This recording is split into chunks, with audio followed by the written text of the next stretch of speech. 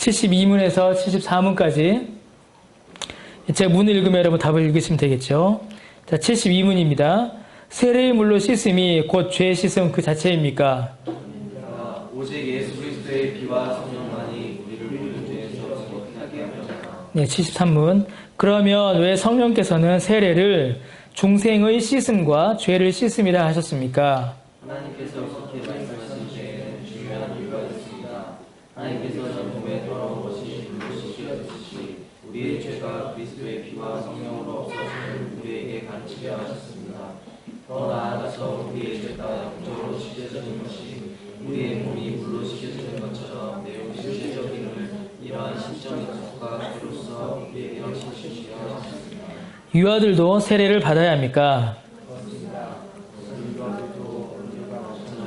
하나님의 언약과 교회에 속하였고 또한 어른들 못지않게 유아들에게도 그리스도의 피에 의한 속죄와 믿음이 일으키시는 성신이 약속되었기 때문입니다. 그러므로 유아들도 그리스도의 교회에 연합되고 불신자의 자녀와 구별되어야 합니다. 이런 일이 구약에서는 할례를 통하여 이루어졌으나 신약에서는 대신 세례가 제시되었습니다. 지난주에 이어서 제가 계속 세례에 대하여 보고 있습니다. 지난주에 세례, 오늘은 이제 유아 세례죠. 세례는 그리스도의 피와 성령으로 우리의 모든 영혼의 더러움, 곧 죄를 씻기시는 그 은혜를 나타내 보이고 이를 확증케 하는 것입니다. 그리스도께서는 이 세례를 통하여서 예수님의 피와 성령으로 우리가 죄 씻음 받았다는 사실을 이렇게 드러내기를 주님이 원하셨습니다. 이 은혜를 입음으로, 그 죄 씻음의 은혜를 입음으로 하나님의 교훈을 사랑하며 새 마음으로 그 교훈의 수종에 살아가는 삶의 거룩한 변화가 반드시 드러나는 것을 세례를 통하여서 우리에게 확증해 주시죠. 곧 세례를 받아 죽는 게 아니라 세례를 받아 계속 살게 되죠. 그 삶이 새로운 삶임을 우리에게 교훈해 주십니다. 그리스도의 피와 성령으로 죄 씻음을 받는 표이며 이로 말미암아 구원을 받았음을 확증하는 인, 그래서 표와 인이라고 하죠. 세례를 단순히 눈에 보이지 않는 내적인 은혜만이 아니라 이를 통하여 거룩하고 구별된 삶을 살아가는 외적인 표시까지도 함께 드러내는 것입니다. 세례는 그리스도께서 직접 행하신 것이고 또 초대교회의 사도들에 의하여서 또 교회를 통하여서 신자들에게 베풀어진 귀한 은혜입니다. 복음을 드러내고 복음으로 말미암아 살아가게 하는 은혜의 표요인이 바로 이 세례인 것이죠.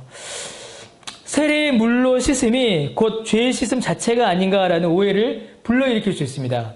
왜냐하면 세례 자체가 너무나도 중요하고 이 세례를 통하여서 복음의 정수가 드러나는 것이기에 이 세례 자체가 죄의 씻음을 일으킨다. 세례라는 행위 자체가 우리의 죄를 씻어준다라는 오해가 일어나기도 합니다. 여러분 어떠신가요? 그런 오해에 동의하시나요? 동의하시면 잘못 찾아오셨습니다. 동의하시면은 천주교로 가셔야 돼요. 예. 동의하시면 천주교로 가셔야 돼요. 분명한 것은 세례라는 행위 자체가 효력을 가지는 것이 아니라 세례가 가리키는 것, 세례가 지향하는 것이 효력이 있습니다. 세례가 가리키는 것이 과연 무엇인가? 그건 이제 73문에서 보겠습니다. 세례 자체가 죄를 씻는다라는 오해가 있었습니다. 종교개혁 이전의 로마 천주교, 동방천교는 실제로 그렇게 믿었고 지금 천주교도 그렇게 믿고 있습니다. 그래서 세례를 받으면 자기가 예수님을 구주로 믿는가 혹은 믿지 않는가 그런 어떤 믿음의 여부와는 상관없이 세례를 받는 것 그 자체로 구원의 은혜가 유효하게 나타난다고 믿습니다. 세례 받으면 뭐 받았다? 구원 받았다. 그래서 지난주에 잠깐 말씀드렸죠. 천주교에서는 구원론과 교회론이 어떻게 돼요? 일치합니다. 하나예요. 그래서 교회론, 성당에 등록을 합니다. 그래서 성당의 명부에 내 이름 적혀요. 그럼 이 이름이 어디에도 적혀요? 하나 더 거쳐야 되죠. 교황청. 바티칸에 있는 교황청에 내 이름이 적힙니다. 실제로 이름이 적히죠. 그럼 바티칸에 있는 교황청에 명부에 내 이름이 적히면 어디에도 적혀요? 그렇죠. 베드로가 가지고 있는 천국 명부에도 내 이름이 적힌다라고 그들은 실제로 믿습니다. 그러니까 교회에 등록하는 것이 곧 뭐예요? 천국에 등록하는 게 되는 교회론과 구원론이 일치해버리죠. 이 성례도 마찬가지로 그렇게 이해합니다. 세례를 받으면 그것으로 말미암아 구원받음이 확증된다라고 믿어요. 그래서 어떤 일이 벌어지냐면 이제 사람이 곧 죽습니다. 죽어요. 그런데 이 사람이 영세를 안 받았어요. 세례죠. 천주교에서 말하는. 그러면 어떻게 될까요? 빨리 신부님을 모셔와서 세례를 줘야죠. 그런데 신부님이 성당에서 출발해서 여기까지 오기니까 그 시간 사이에 이 사람이 죽을 것 같은 거예요. 그럼 어떻게 할까요? 옆에 있는 영세 받은 사람이 대신 세례를 줍니다. 거기서. 왜 그럴까요? 빨리 구원받아야 되니까. 그래서 가장 심한 게 어디냐면 전쟁이에요. 전쟁터에 나가면은 막 이렇게 총싸움 막 하다가 옆에 있는 병사가 총이 맞았습니다. 근데 죽어가요. 그러면은 그 옆에 있던 병사 중에 한 사람이, 영세받은 사람이 빨리 와서 수통에 물을 이렇게 해서 막 세례를 줍니다. 실제로 그렇게 합니다. 그럼 이 영혼이 어떻게 돼요? 천국에 갈까요? 지옥에 갈까요? 아무데도 못 갑니다. 천국도 아니고 지옥도 아니고 어디 갈까요? 연옥에 갑니다. 연옥. 왜 연옥에 갈까요? 지옥에 가려고 했는데 영세 받았으니까는 지옥에는 안 가는 거예요. 일단 천국에 가야 되는데 아직 천국 갈 만큼 뭐는 못 쌓은 거예요? 선은 못 쌓은 겁니다. 그러니까 어디 가요? 연옥에 가서 선을 쌓게 하는 거죠. 근데 죽은 자가 연옥에서 어떻게 선을 쌓을 수 있을까요? 아니요, 못 쌓죠. 그럼 어떻게 될까요? 살아있는 사람이 대신 그 사람의 선을 쌓아줘야 돼요. 그래서 살아있는 사람이 죽은 사람을 위하여 뭐 합니까? 기도하고, 죽은 자를 위한 기도라고 하죠. 기도하고, 구제하고, 그 사람의 이름으로 헌금하는 겁니다. 그 극단이 뭐였어요? 면죄부입니다, 면죄부. 그 극단이. 그래서 내가 면죄부를 하나 사면은, 그걸 뭐라고 했어요? 그 신부가. 연보교회에 동전이 땡그랑 하는 소리가 날 때에 연옥에 있는 영혼이 천국으로 튀어 올라간다. 이렇게 설명했습니다. 그렇게 이제 써붙이고 면죄부를 팔았어요.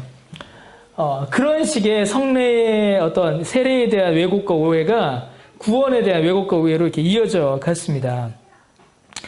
믿음에 대한 여부, 진실로 그가 예수 그리스도를 구주로 믿는가의 여부와 믿음 신앙 고백 여부와 상관없이 세례라는 의식 자체가 구원을 준다라고 그들은 믿어버린 것입니다.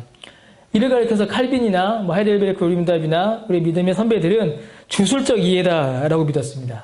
설명했습니다. 그거는 그냥 이방 종교에서 이렇게 주술을 하는 것과 똑같다라는 것이죠. 우리의 죄를 씻는 것은 오직 예수 그리스도의 피와 성령만이 우리의 죄를 씻고 우리에게 구원의 은혜를 베풀어 주십니다. 고린도전서 6장 11절 제가 적어놨죠. 너희 중에 이와 같은 자들이 있더니 뭐라고 되어 있습니까? 주 예수 그리스도의 이름과 우리 하나님의 성령 안에서 뭘 받아요? 씻음과 거룩함과 의롭다 하심을 받았느니라. 이렇게 설명합니다. 그래서 세례 받았다고 해서 반드시 구원받는 것은 맞아요, 틀려요? 아닌 겁니다. 반대로 세례 안 받은 자도 구원을 받을 수가 있어요, 없어요? 구원받을 수가 있죠. 세례 안 받은 자도. 세례를 못 받을 수 있잖아요. 구원의 확신과 구원이 같은 겁니까? 다른 겁니까? 다른 거죠. 구원의 확신이 있다고 해서 구원받은 게 아니고 구원 확신이 없다고 해서 구원받지 못한 게 아닙니다. 왜 그래요? 구원이 누구에게 달려있기 때문에? 하나님에게 달려있기 때문에 그렇습니다. 하나님이 택하여서 구원하기로 한 자는 구원받는 거고 하나님이 안 택한 자는 구원받지 못한 겁니다. 세례를 받지 않아도 구원을 받을 수 있습니다. 그 안에, 그 심령 안에 예수 그리스도를 믿는 믿음이 있으면 되는 거예요. 그러나 구원받은 자는 꼭 세례를 받습니다. 구원받은 자는. 왜 그럴까요? 세례를 가볍게 여기지 않아요. 왜냐하면 세례는 내가 구원받았다라는 그 구원과 믿음의 증거이자 표이기 때문입니다. 더 나아가 세례는 주님의 명령이기 때문에 그래요. 주님께서 마태복음 28장에서 제자를 삼고 그들에게 성부와 성자와 성령의 이름으로 뭘 줘라? 세례를 주라라고 주님께서 명령하셨기 때문입니다. 그러므로 구원받은 자, 예수 그리스도를 구주로 믿은 자는 세례 받는 일을 기뻐하겠죠. 매우 중요하게 여깁니다. 그리고 그것을 결코 가볍게 여기지 않아요. 교회 역시 마찬가지입니다. 구원의 바른 복음을 전하는 교회는 세례를 절대로 가볍게 여기지 않습니다. 구원의 표요인이기 때문에 그거를 가볍게 여기거나 그걸 무시할 수가 없는 것이에요. 그래서 교회에서 복음이 바르게 선포될수록 세례 교육을 엄격하게 시킵니다. 복음에 대하여 바르게 가르치고 바른 신앙 고백을 할 수 있도록 교회가 힘써 도와주는 것이죠. 자, 그런데 이제 73문에 보면 실제로 죄를 씻는 것이 아님에도 불구하고 왜 성령께서는 세례를 가리켜 중생의 씻음 혹은 죄를 씻음이라고 하셨는가? 라는 질문이 따라옵니다. 사도행전 2장 38절에 보시면요. 이거는 이제 세례의 외적인 형식, 어떤 예식 자체의 효력이 있다는 말이 아니에요. 이거는 세례의 형식이 아닌 세례가 가리키는 바가 죄를 깨끗이 하는 은혜의 실체입니다. 그런데도 불구하고 왜 이렇게 세례를 강조하시고 하나님께서는 우리에게 세례의 교훈을 주셨는가? 왜 이렇게 교회에서 세례를 강조하시는가? 그 두 가지의 이유를 우리가 73문답에서 찾을 수 있습니다. 73문답 보세요. 하나님께서 그렇게 말씀하신 데에는 중요한 이유가 있습니다. 세례를 강조하신 데에는 중요한 이유가 있어요. 첫 번째 이유가 뭐냐면 우리를 뭐 하시기 위함일까요? 교훈하시기 위함입니다. 우리를 가르치시기 위함이에요. 뭐라고 되어 있습니까? 73문답의 첫 번째 답 보세요. 하나님께서는 함께 읽어봅시다. 몸에 더러운 것이 물로 씻겨지듯이 우리의 죄가 그리스도의 피와 성령으로 없어짐을 우리에게 우리를 교훈하시려고 세례를 강조하시는 겁니다. 우리가 죄를 씻음 받음은 삼위일체 하나님의 사역입니다. 마치 더러운 몸이 물로 씻음같이 우리의 죄가 그리스도의 피와 성령으로 없어짐을 깨닫게 하시기 위함이에요. 그러므로 그 구원의 과정, 그리스도의 피와 성령으로만 죄를 씻을 수 있다는 그 사실, 곧 복음의 참된 의미를 깨닫는 자는 이 세례를 통하여 죄의 씻음과 중생의 씻음을 깨달아 알 수 있는 겁니다. 이것을 우리에게 알려주시는 거예요. 자, 물로 씻으면 깨끗해지지? 이와 같이 예수를 믿어 그리스도의 보혈과 성령으로 죄가 다 씻음 받을 수 있다. 라는 교훈을 우리에게 주시려고 어떻게 하신다고요? 세례를 강조하시는 겁니다. 그러므로 우리 교회가 세례를 행할 때마다 세례 받는 자는 내가 이제 죄 씻음 받았음을 고백하는 것이고 세례를 보는 자들은 뭘 확인하는 거예요? 복음을 확인하는 것이죠. 아, 물로 씻으면 깨끗해지듯이 나도 예수님의 보혈과 성령으로 깨끗함을 받았다라는 고백을 하게 되는 거예요. 왜요, 여러분? 우리가 미련하기 때문에 그렇습니다. 미련하기 때문에. 기록된 성경 말씀만을 가지고서는 이 복음의 진리를 깨닫지를 못하는 거예요. 예수 믿으면 죄 씻음 받는다라는 말을 이해를 못하는 겁니다. 그러니까 하나님께서 실례를 하나 보여주시는 것이죠. 자, 두 번째 이유가 있습니다. 두 번째 이유. 자, 73문답의 답이에요. 자, 두 번째 답 한번 읽어봅시다. 더 나아가서부터. 자, 시작. 더 나아가서 우리의 죄가 영적으로 씻겨지는 것이 우리의 몸이 물로 씻겨지는 것처럼 매우 실제적임을 이러한 신적 약속과 표로서 우리에게 확신시키려 하시는 겁니다. 확신. 여러분, 물로 몸을 씻으면 더러움이 씻깁니까? 안 씻깁니까? 씻기죠. 안 씻기지 않습니다. 물로 이렇게 씻으면 반드시 더러움이 씻겨져요. 물로 더러움을 씻는 것은 어떤 상상이나 어떤 관념이나 어떤 기분이나 어떤 느낌이나 지어진 이야기가 아니라 실제로 물로 씻으면 더러움이 씻겨집니다. 이걸 보고 우리에게 확신을 주시는 것이죠. 자, 물로 씻으니까 깨끗하게 씻겨지지? 분명하지? 확실하지?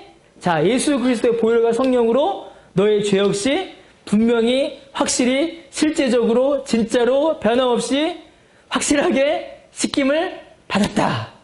라는 그 죄 씻음의 확신을 우리에게 주시기 위하여 세례를 우리에게 강조하여 보여주시는 겁니다. 삼위일체 하나님이 직접 약속해 주셨어요. 신적인 약속과 표로서 우리를 확신시키려고 이 세례를 행하게 하셨고 이 세례를 가리켜 중생의 씻음과 죄를 씻음이다 라고 말씀하시는 것입니다. 그럼 뭘까요, 여러분? 우리를 교훈하시기 위함은 결국에는 우리가 미련하여 그 복음을 깨닫지 못하기 때문이었습니다. 그러면 우리를 확신시키시기 위함은 뭘까요? 결국은 우리가 믿음이 연약하기 때문입니다. 우리가 믿지를 못하는 거예요. 예수님 믿으면 내 죄씻음 받았대. 진짜?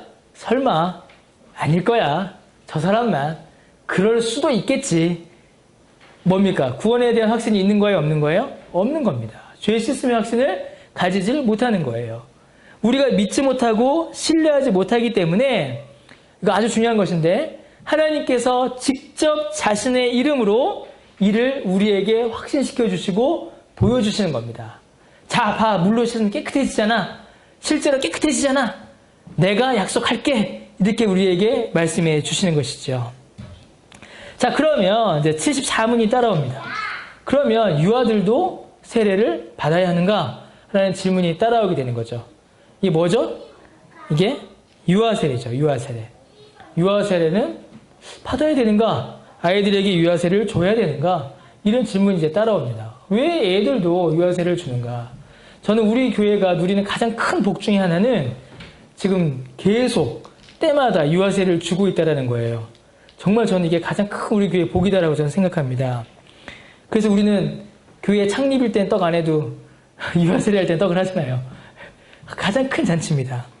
여러분, 왜 유아세례를 반대할까요? 유아세례를 반대하는 자들의 가장 주된 이유가 뭘까요? 그렇죠. 예. 자기 입으로, 자기 이성으로, 자기 판단으로 신앙 고백을 하지 못하기 때문입니다. 그래서 유아세례 줄 때는 아이의 신앙 고백을 받지 않고 누구의 신앙 고백을 받아요? 그 부모의 신앙 고백을 받습니다. 유아들에게는 실제로 자신의 믿음을 깨달아 고백할 만한 어떤 이성적 능력이 없고 자신의 믿음을 증거할 만한 어떤 외적인 능력과 가능성도 아이들에게는 없습니다. 그래서 그런 분들은 유아세례를 반대하죠. 아니, 어떻게 예수 믿는다라는 말도 못하고 예수 믿는지 안 믿는지도 확실하게 알 수 없는 아이에게 세례를 줄 수 있느냐? 유아세례 주면 안 된다. 그래서 어떻게 했어요? 칼빈 때 지금 유아세례 받은 애들은 나중에 커서 신앙을 고백할 때 구원에 합당한 삶을 살아갈 때 다시 세례 받아야 한다 라고 주장한 사람들이 있었죠. 그들이 누굽니까? 아니요, 제세례파라고 합니다. 제세례파. 그들이 제세례파라고 합니다. 그러니까 제세례파는 뭘 강조하겠어요? 그러니까 당연히 구원에 합당한 삶을 강조하겠죠. 그리고 외적으로 경험하는 신앙적인 경험, 증거를 굉장히 강조하게 됩니다. 제세례파는. 그러니까 제세례파는 어떻게 하겠어요? 두 극단으로 가는 거예요. 율법주의, 행동으로 빠지던가 신비주의, 신비한 영적 경험을 강조하거나 이렇게 빠져버리게 됩니다. 참고로 말씀드렸습니다. 자, 그러면 유아세례를 그럼에도 줄 수밖에 없는, 줘야 되는 이유가 무언가를 우리가 좀 봐야죠. 여러분, 우리의 구원, 그리고 우리가 하나님의 자녀됨은 우리의 의지나 판단, 어떤 이성적 이해와 고백이 있는 것이 아닙니다. 아까도 잠깐 말씀드렸죠. 우리가 하나님의 자녀됨은 하나님의 결정에 있는 것입니다. 이 순서를 잘 이해하셔야 돼요. 우리가 믿음을 고백할 때에 하나님의 자녀가 됩니까? 아니죠. 뭐죠? 하나님의 자녀가 믿음을 고백하는 겁니다. 이 순서를 잘 이해하셔야 돼요. 내가 내 이성적 판단으로 하나님을 믿기로 결정했으니 그때부터 하나님의 자녀, 이게 아니라 하나님의 자녀가 시간이 지나면서 믿음을 고백하게 되는 겁니다. 여러분, 애들 딱 태어난 애를 보세요. 갓 태어난 애기들. 갓 태어난 애기가 엄마 아빠를 알까요? 얘네들이? 모릅니다. 갓 태어난 애기들 몰라요. 시간이 지나면서 엄마 아빠 같이 살면서 저 인간을 가만히 보니 나랑 닮았네? 점점 어떻게 돼요? 내가 부모의 자녀임을 깨달아 확신하게 되는 거예요. 점점 자라면서.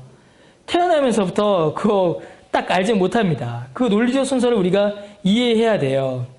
그리고 또 하나 중요한 게 있습니다. 어떤 사람의 믿음의 여부, 저 사람이 구원받을 만한 믿음을 가졌다라는 그 여부를 판단할 만한 능력이 사람에게 있지 않습니다. 그것은 사람에게 속한 게 아니에요. 믿음의 진실함은 우리가 충분히 속일 수 있습니다. 충분히 외식으로 남도 속일 수 있고 자기 자신도 속일 수 있어요. 더군다나 신앙 고백은, 그리고 신앙 고백과 그 신앙의 성장은 개개인마다 시간차가 있습니다. 누구는 설교를 조금 들어도 금방 신앙을 고백하고 어떤 사람은 20년, 30년을 들어도 신앙 고백을 하지 못하는 분들이 계세요. 끝까지 못하는 사람도 있습니다. 그런데 여러분, 어떤 일이 벌어졌어요? 예수님이 십자가에 달리실 때에 강도가 예수님을 구주로 영접하죠. 죽기 직전에. 개개인마다 시간의 차가 있고 정도의 차가 있다는 겁니다. 그래서 저 사람이 참으로 하나님의 자녀가 될 만한 믿음을 가졌다는 사실을 다른 사람이 판단할 수가 없어요. 이거 우리에게 속한 게 아닙니다. 그러므로 유아의 믿음을 내가 판단하겠다. 저 아이가 신앙 고백 못하니까 쟤는 하나님의 자녀가 아니다라고 말할 수 있는 권세가 우리에게 없는 겁니다. 자, 그러면 뭐라도 하나 근거가 있어야 되잖아요. 이 아이가 그래 넘어가자 이런 겁니다. 그래 쟤는 신앙 고백 아직 못해. 그런데 하나님의 뭐 자녀일 수 있겠지. 언젠간 하겠지. 다 넘어가자라는 거예요. 그래도 유아 세례를 주려면 뭔가 근거는 있어야 됩니다. 이 아이들이 하나님의 자녀이며 이들이 믿음을 가졌음을, 앞으로 믿음을 갖게 될 것임을 어떻게 보증할 수 있는가? 어른들은 그들이 하나님의 자녀임을 깨달아 믿음을 고백하는 어떤 말로라도 표시를 하는데 아이들은 어떻게 이를 보증하고 확증할 수 있는가라는 질문이 계속 나올 수밖에 없습니다. 이 아이들이 하나님의 언약과 교회에 속하였으며 그리스도의 피에 의한 속죄와 믿음을 일으키시는 성령이 약속되었음을 우리가 어떻게 확인할 수 있는가라는 것이에요. 믿음의 고백 자체가 없는데 어떻게 이 아이들이 믿을 것을 우리가 믿냐라는 것이죠. 두 가지의 근거를 이제 우리 74문답에서 우리에게 주고 있습니다. 첫 번째 근거는 유아들도 어른들과 마찬가지로 하나님의 언약과 어디에? 교회에 속하였다는 사실 때문입니다. 어떻게 알 수 있어요? 이 아이가 하나님의 언약과 교회에 속하였다는 사실을? 여러분? 어떻게 알 수 있냐면 믿는 부모에게서 태어났다는 사실을 알 수 있습니다. 허망하죠? 태어나 보니 우리 아빠 엄마가 교회에 다니고 있고 태어나 보니 이 아빠 엄마가 나를 어디 데려가는 거예요? 교회를 데려가는 겁니다. 우습죠? 근데 맞습니다. 여러분 우리가 태어날 때 부모를 정해서 태어납니까? 태어나 보니 어떻게 돼요? 부모가 이미 정해져 있어요. 내가 부모님 후보들 이렇게 쫙 골라놓고 이 부모 밑에서 내가 태어나야지. 아무도 그렇게 태어나지 못합니다. 태어나 보니 우리 아빠고 우리 엄마인 거예요. 태어남, 출생은 하나님께서 미리 정해놓으신 원리를 따라 그 부모의 자녀로 태어납니다. 이거 매우 중요한 겁니다. 내가 태어날 때 내가 교회를 선택했거나 내가 태어날 때에 믿는 부모를 택하는 게 아닙니다. 태어나 보니 우리 선우 같은 경우 어떻게 되겠어요? 태어나 보니 아빠가 엄마고 아니 아빠가 엄마가 아니죠. 큰일 날 일이겠어요. 태어나 보니 아빠가 목사고 엄마가 전도사인. 얘가 뭐 거기서 태어나고 싶어서 태어났겠습니까? 태어나 보니 그렇게 되어 있는 거예요. 왜 그렇게 됐습니까? 왜? 우연히 그렇게 됐습니까? 아니죠. 우연히 그렇게 된 게 아니에요. 하나님께서 그렇게 태어나도록 섭리하셨기 때문입니다. 여러분, 믿음의 가정에서 태어나지 못하는 자녀들이 훨씬 많습니다. 그러나 하나님께서 이 아이를 택하셔서 믿음의 가정 가운데 태어나게 하신 것은 이 아이를 하나님의 언약과 교회 안에 두신 거예요. 태어나 보니 아빠 엄마가 교회 다니고 있고 태어나 보니 아빠 엄마가 나를 교회로 데려가고 태어나 보니 내가 교회 사무실에 누워있더라. 이렇게 되는 겁니다. 근데 그것이 우연이라든가 사람의 계획에 의한 것이 아니요 하나님의 섭리에 의한 것임을 우리가 믿는 것이죠. 그러니까 어떻게 돼요? 믿는 부모에게서 태어난 아이는 하나님의 교회와 언약 안에 있다라고 우리가 믿어 고백합니다. 그래서 어떻게 돼요? 심지어 부모 중에 한쪽만 믿어도 이 아이에게 유아 세례를 주는 거예요. 왜냐하면 그 한쪽 부모도 하나님께서 택하여 주신 것이기 때문에 그렇습니다. 하나님께서 아브라함에게 주신 언약이 뭡니까? 창세기 17장 7절에 여기 써놨죠. 내가 내 언약을 나와 너 및 너의 대대 후손 사이에 세워서 영원한 언약을 삼고 너와 내 후손의 하나님이 되리라. 이게 뭡니까? 무조건 아브라함 후손이면 다 하나님 자녀. 그래 아브라함 네가 중요하다가 아니에요. 하나님의 자녀들을 아브라함의 후손으로 태어나게 하시겠다라는 하나님 역사 이해입니다. 이걸 잘 이해하셔야 돼요.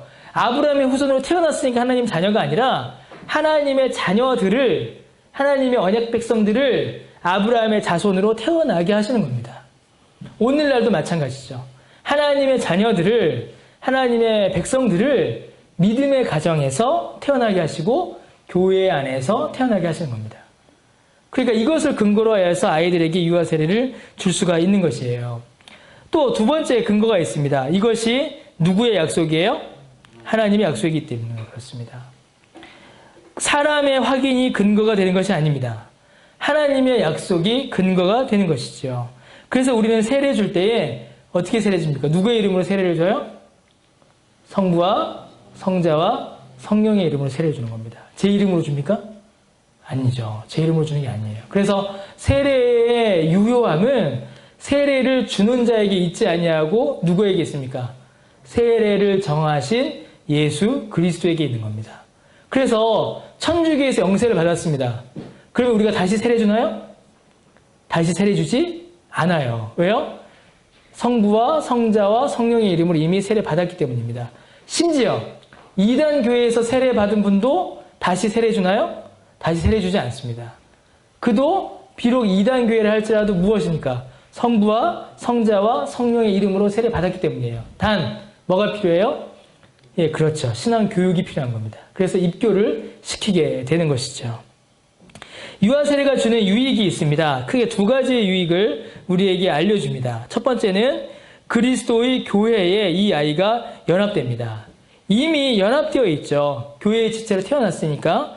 그러나 유아 세례를 통하여서 교회의 한 지체임을 공적으로 선포하고 실제로 그 유익을 누리게 되는 것입니다.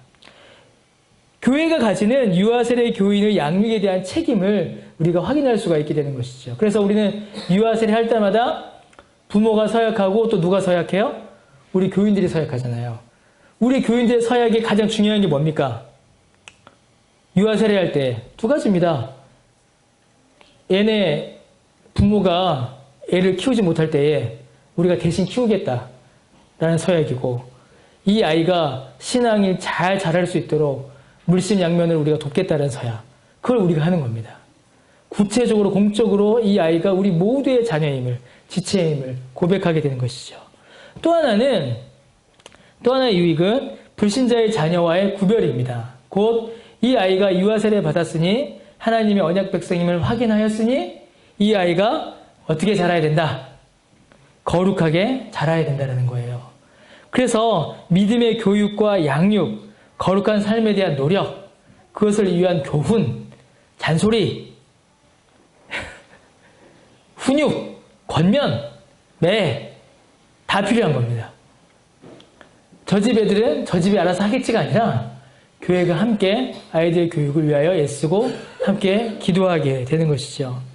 이건 교회가 누리는 유익입니다. 그 아이만이 아니라 모든 성도들이 함께 그 유익을 누리며 살아갈 수가 있습니다. 여러분, 그 나눠진 강의에는 없는데 근거 하나만 이야기하고 마치도록 하죠.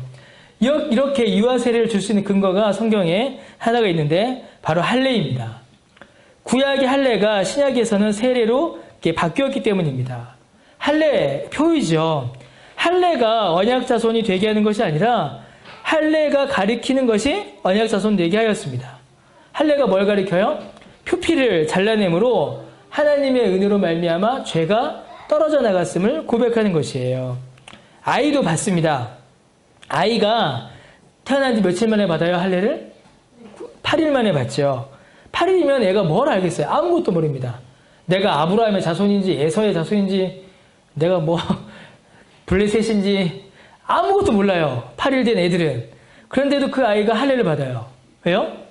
하나님께서 언약 자손으로 그 가정 가운데 태어나게 하셨기 때문입니다. 태어나 보니 뭐예요? 그래서 아까 말한 것처럼 아브라함의 자손인 거예요. 태어나 보니 하나님의 언약 백성인 것이죠. 이게 할례의 표였습니다. 이 할례가 신약에 넘어와서는 세례로 바뀝니다. 그래서 이 유아 세례를 통하여서 아이가 그 은혜를 어려서 배우게 되는 것이고 그 은혜를 자라면서 고백하게 되는 것이죠. 그래서 유아 세례는 아이만이 아니라 그 가정만이 아니라 교회가 하나님의 은혜를 다시 한번 확인하는 것이요, 복음의 역사를 우리 가운데 분명하게 하는 매우 중요한 일입니다. 그래서 어린아이도 그 부모가 신앙을 고백한다면 반드시 유아 세례를 받아야 합니다. 예수 그리스도의 고혈의 구속, 죄 씻음의 은혜가 우리의 손에 의해서 이루어진 것이 아니요 오직 주의 섭리 안에서 이루어진 것임을 고백하는, 개인이, 부모가, 교회가 공적으로 고백하는 귀한 일이 바로 유아 세례입니다. 우리 교회는 유아 세례 교육을 너무 약하게 했어요. 지금까지는. 그래서 이제부터는 유아 세례 교육을 열심히 하려고 합니다. 유아 세례 교육, 유아 세례 교육, 여기까지 우리 보도록 하겠습니다. 기도하겠습니다. 하나님의 은혜를 감사드립니다. 오늘 우리가 함께 모여서 또 유아 세례에 관하여서